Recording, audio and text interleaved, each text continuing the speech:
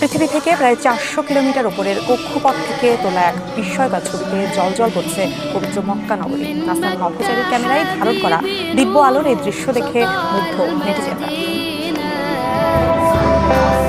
শহরের কেন্দ্রে সাদা রঙের উজ্জ্বল আলোর বিন্দু পুরো অন্ধকার ভেদ করে যা আলো ছড়াচ্ছে মহাকাশে।